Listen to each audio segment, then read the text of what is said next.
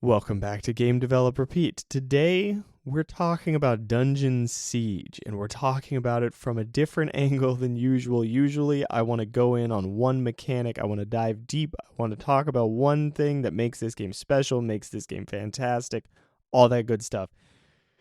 Today, we're talking about the nostalgia effect. Part of the reason that I'm doing that is because when I was talking about this game with somebody, I was like, I don't think it's nostalgia at all. I don't think nostalgia has any role to play with it. And then the more I thought about it, I was like, I am fooling myself. There's absolutely some nostalgia involved in my love of this game, and I want to dive into that a little bit and see where that can be dangerous as a game developer and also where it can be valuable.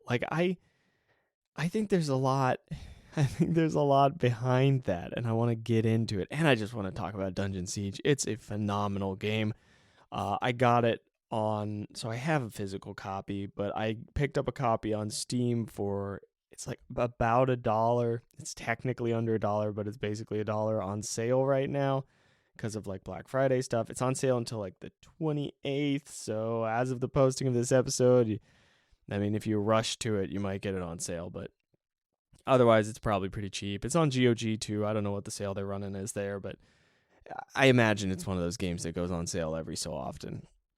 Let's get into the episode. Let's start talking about this game and the nostalgia and all the things that stand out to me about it.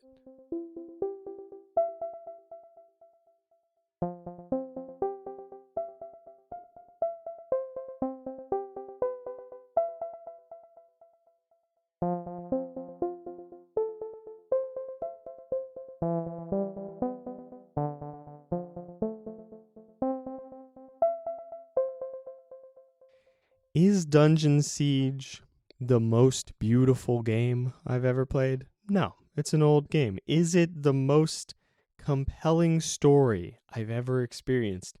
No, and that's actually one of the strengths. It doesn't push you as hard to like engage with all the character dialogue. It lets you just play the game. Is it, for some reason, one of the most enjoyable experiences I've ever had in gaming? It's probably up there. I played this game with my brother quite a bit over LAN, and we had just a phenomenal time playing it. So that has colored my perception of it. And I have like moments that I remember from playing it with him that were really like funny or exciting or like compelling. And that's all embedded in my experience with this game. So it's hard for me to look at this game super objectively. I look at it and I remember all the wonderful things about it. But let's get into a few objective facts about the game. It has an interesting blend going on here. So just to describe the game and the gameplay for those of you who've never run into it before, imagine Diablo 2 and then blend it with Baldur's Gate a bit. And then get rid of a lot of the story. So take the kind of combat that you get in like an action game, right? Your Diablos, your Torchlights, that style top-down game. Take that genre, give it the ability to pause from Baldur's Gate, and then give yourself like a party mechanic. And this is the other side. This is a totally different angle because both of those types of games have a lot more character development. How do I say this? A lot more character growth in terms of mechanics. So Diablo has a lot of like skill tree stuff going on, and Baldur's Gate has a lot of like how you're building your character. There's a lot of depth there. Dungeon Siege basically has 4 skills. You've got melee, you got ranged, you got nature, you got combat magic. I'm forgetting the name of it right now. I apologize. And between these skills, that's kind of it. You kind of end up going, okay, well, I'm going to focus on this and this, or I'm going to just focus on this. And you can play the game a bunch of different ways. You can set up your characters different ways. You got tons of spells and stuff that you can equip. But what abilities your character grinds, what your character gets really good at, is a very limited, tight collection of abilities. And this, I think, is maybe the first place where my nostalgia Excuse me, it's a bit late. I'm having trouble with a couple of my words here. This is one of the places where I think my nostalgia kicks in. The fact that there are only 4 things to grind and you kind of have to pick a route, I love it. I think there's, like, I look at, let me expand on that. I look at that and I go, I get to get really good at this thing. I get to see an impact from it, and I have a very clear path. Like, it makes it very clear from the beginning, this is what I want to be working on. You don't have a ton of decisions. You're not picking 7 different abilities to mix and match and like balancing how much time you're spending on this versus that. You're not doing the Morrowind thing where you're making sure to level up this ability this many times so that when you take your actual level up, your strength multiplier is a times 5 instead of a times 2, and so on and so on.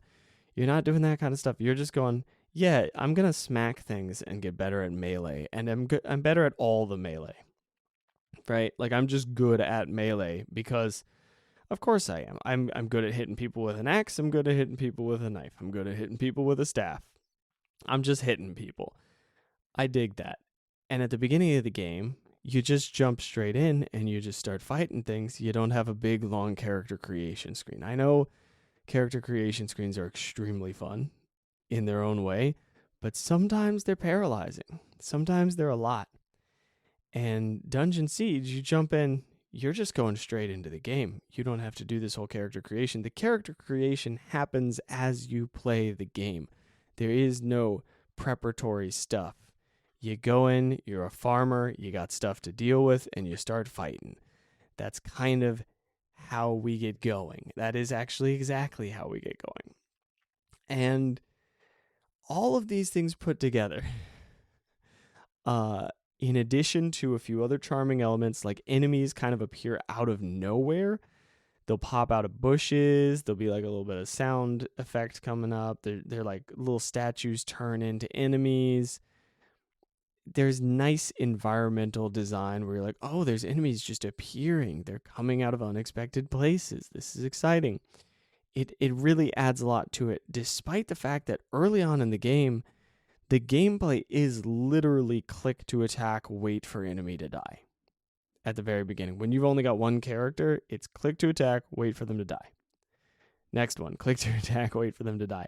And in spite of that, I was like, I love this. I'm going to keep playing this tonight rather than playing Baldur's Gate 3, rather than playing any of these phenomenal games that are on my backlog. I was like, I could be playing Yakuza 0 right now, which I'm very close to finally finishing. Sorry, not Yakuza 0. Yakuza Like a Dragon. I finished 0 quite a while ago. That feels like it was forever ago. Was that this year? Yakuza Like a Dragon, phenomenal too. We'll have to talk about that at some point.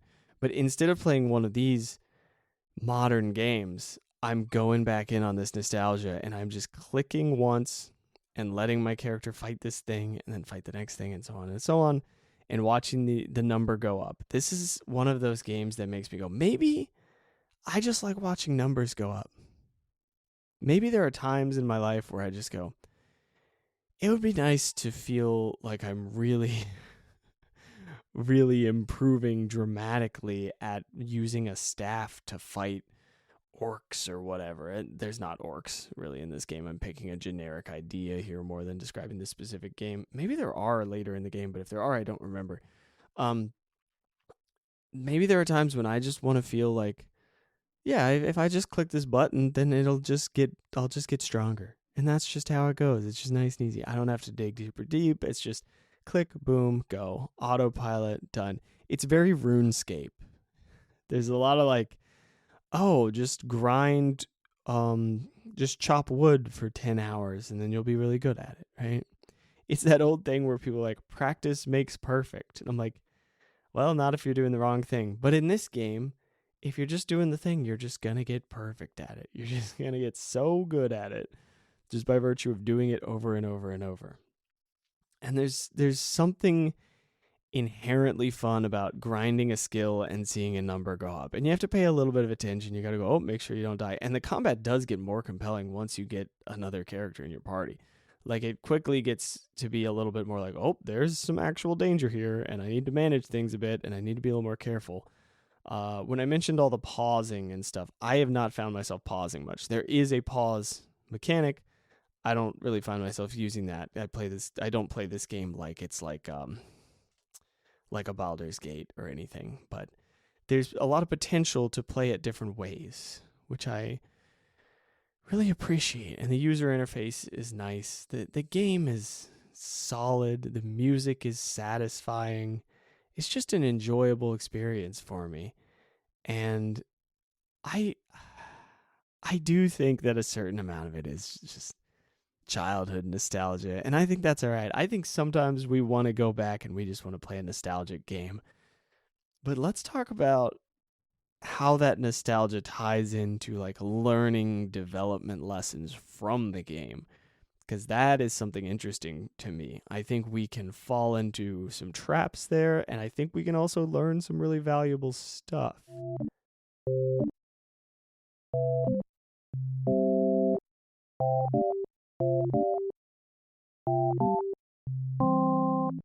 Sometimes I play an old game and I find myself going, why don't we make games like this anymore? And I think that that's a trap. I think that's a little trick that I play on myself. And sometimes there's some very real, very valid stuff behind that. Sometimes there are some really good ideas tucked away in these old games that aren't being used that much. But if I get this feeling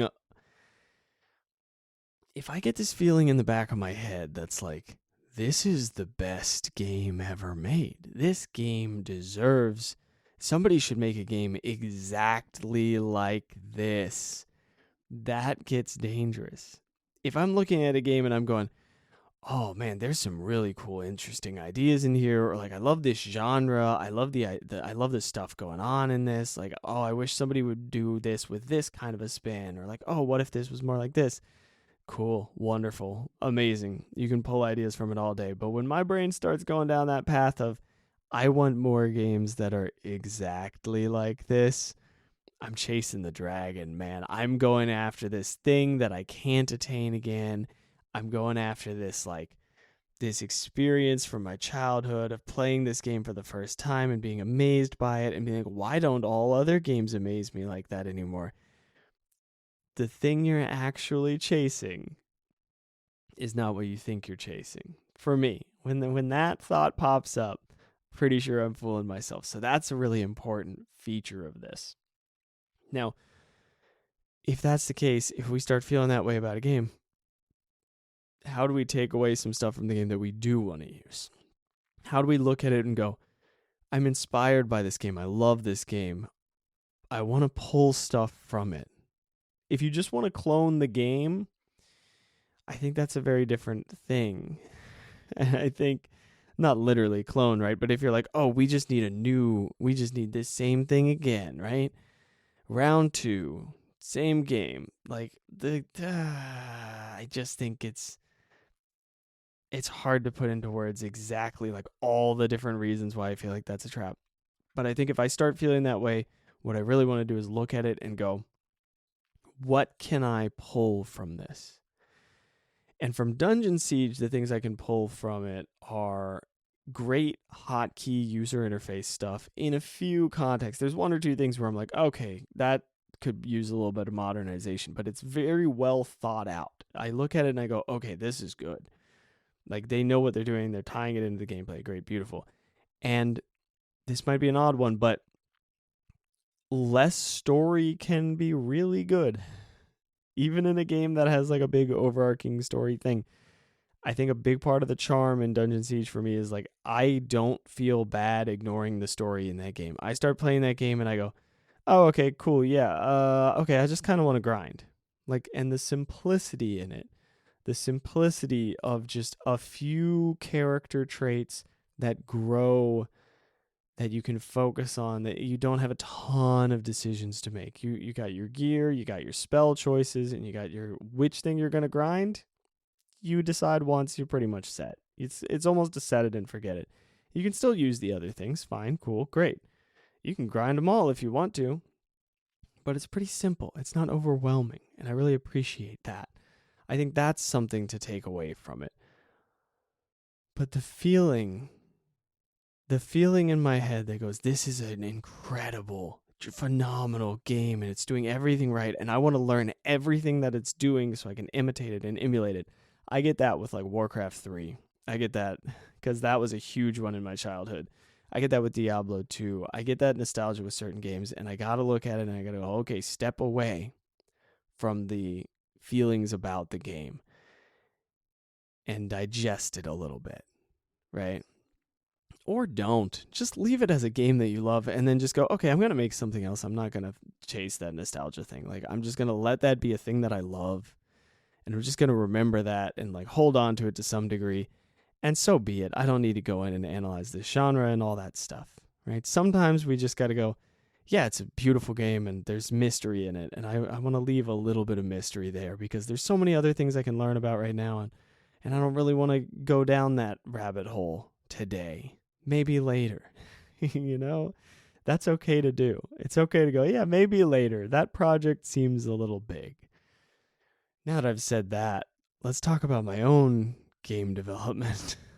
um, I am I've worked on pixel art a bit more. I think I've already mentioned that. I've been imitating things. I've been very focused on imitating, not shot for shot imitation, but imitation of style, imitation of like technique, I guess. I was doing some pixel art from Final Fantasy V, and then I started feeling really good about those imitations. And I was like, okay, now I'm going to imitate pixel art from Stardew, one of my favorite games. And then the very first thing, one of my favorite games. This whole podcast is just one of my favorite games over and over and over and over. But Stardew is genuinely like very top of the list for me. That game is extremely enjoyable. I have like the most hours in that of any of my Steam games, probably. I think so. Yeah, probably. But anyway, I started imitating Stardew's art, and immediately all like the lessons I learned from the Final Fantasy V stuff carried over a little bit, but the stuff I was making went from being very satisfying and like, ooh, nice, good job, like this looks great, to, oh, that looks bad. It looks really bad. So getting variety in the styles that you are learning and pulling from is clearly extremely important when learning pixel art, at least at the really early phases that I'm in. Because I definitely could have like kept working on imitating like old school Final Fantasy V stuff for like a good long while and getting better and better and better at it, and then like switch to a different style and have absolutely no clue what's going on because I haven't mastered the actual fundamental of like shape and form and like abstracting a human down to pixels and all this stuff, because I've only been doing it in one style. And I start making my own game and it's like, oh, well, it's going to look like Final Fantasy V because that's the only thing you've worked on, and you didn't actually want that. You didn't think through your art style really, but you only have this one skill now, so here we go. Right? Which is like, I mean, fair enough. Use the skills you got. But yeah, that's where I'm at with the pixel art progress. Working on learning Unreal Engine still. I learned a whole bunch about. I'm building some professional skills on top of that, like separate from Unreal Engine. I'm like trying to generally work my way into a formal industry job by getting more of the relevant skills there. This is kind of what this week was for me development wise. Big picture though, I am kind of looking at the idea of making some kind of RPG, but it's still in this space for me. It's still in this space of, is this a reasonable project to take on? Is this effective for my long term? And maybe I'm thinking a little too long term here, but I don't want to bite off a giant project that's going to demotivate me in the long term. I want something that can be done in less than a year, preferably shorter. So I'm not going to do a full-scale RPG right now, but maybe I start playing with some mechanics. Maybe I just do something that's using this like simple 4-ability grindy concept. I have a broader concept for an RPG that I want to do. I don't know if that's something I can do yet. In terms of, how do I put this? Because that sounds more discouraging than what I actually mean. I think what I actually mean is, I don't know if this is something that I feel it is time to do. It's like, yeah, I could do it now, but if I do, then the amount of risk for reward is all off balance, and probably better to keep incrementally building skills, right? It's sort of like, some of you might be familiar with Scrum, right? Like the agile framework, Scrum, the way of, how do I explain this very, very briefly and loosely? I'm not super, super familiar with this, but I think I understand it well enough to use it for this analogy. Essentially, your development cycle would be happening pretty in tight, repeated sprints, right? So you're doing a sprint of like 1 to 4 weeks, and you have certain ways that you were checking in and measuring progress and very specific goals for those time frames. Within my game development, in the macro scale and the larger scale, I don't want to just create one giant year-long sprint. I don't want to create, or how should I put this? I guess year-long is okay. I guess what I'm saying is I don't want to create a project that is so large in scope that I don't have time to learn lessons from it.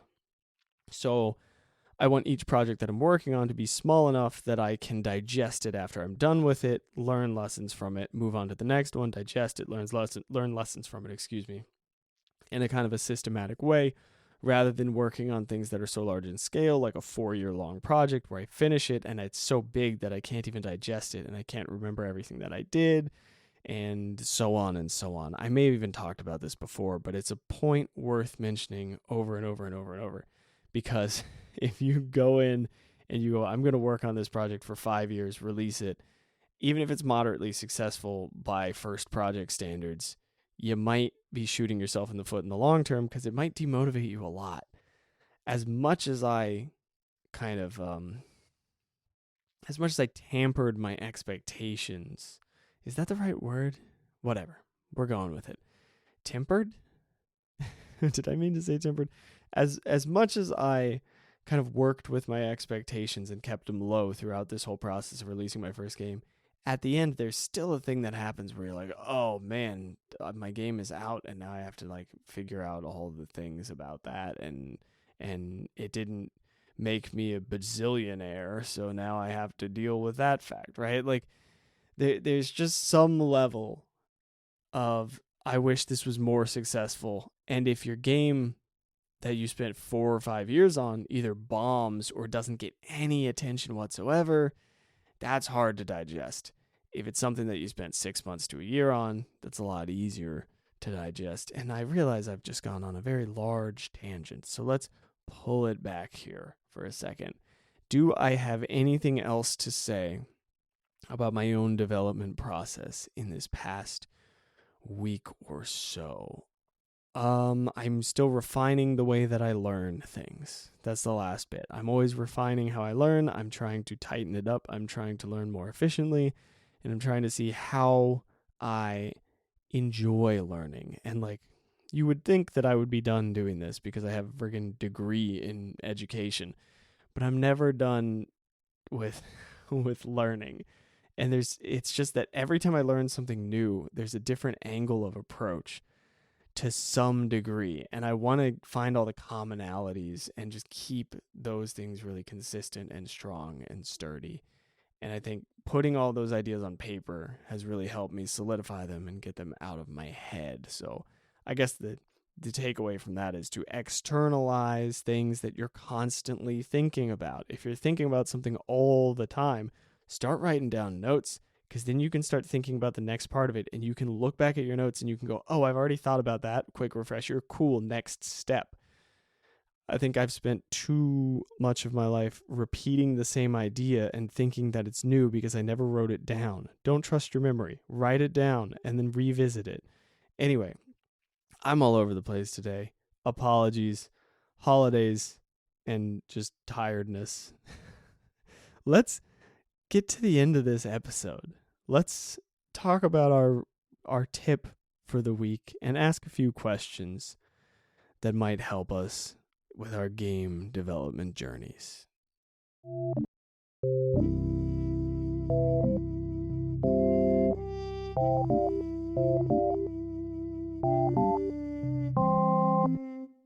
only 2 questions today. First one, is there any one skill that you are particularly excited about right now? One thing that you're like, yeah, I could really grind on that skill for a while. I could get a lot better at that. That would be really exciting. For me, at this moment, I kind of got 2. I think pixel art's a little stronger, but Unreal Engine is really catching up with it at the moment. I'm getting pretty hyped on both of them. If I had to pick one, I guess I can't pick one. I'm going with 2. I'm breaking my own question. I'm taking both. So I'll just do like an alternating thing and work on them both. Next question. Are there any old games that might help you reconnect with your passion for games, right? Is there a game, like we're always chasing the new ones, especially this past year. We've had so many just fantastic games come out. And I mean, why not go back instead? Why not take a second and go, you know what, I don't need to spend $60, $70 on this game right now. I could just, what I really want right now is to replay that game from my childhood for like an hour, 2 hours, just scratch the itch and go, oh yeah, that's what like got me into this stuff, right? And then you step away from it and you go work on whatever you're working on. You don't have to complete the game. You don't have to play 80 hours. You can just go play a game for 1-2 hours, enjoy it a little bit and go, oh yeah, now I remember a lot more about that. And you can kind of have that comfortable nostalgia for a minute. It's, as I'm recording this, it's the holiday season. It's a good time for it. Just had Thanksgiving this past week. It's the perfect time to just hang out with your nostalgia for a little bit. And then the tip for this week is, I've already mentioned it, but I'm reiterating it because it's that important. Writing things down and revisiting them. Write something, if it's important, if it's big, if it's an idea that you keep replaying, write it down, revisit it, revise it, work on it. I've found that I'll have some idea and I think it's genius and brilliant and perfect, and I'll revisit it and I'm like, what the heck was I thinking?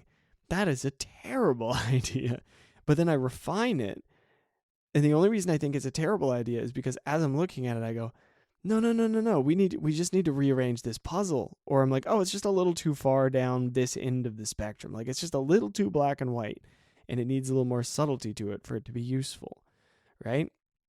That sort of thing. So anyway, write things down and revisit them. That's it for today. I gotta go. I gotta get ready for bed, man. I'm tired. Oh man. Holidays take it out of me, you know?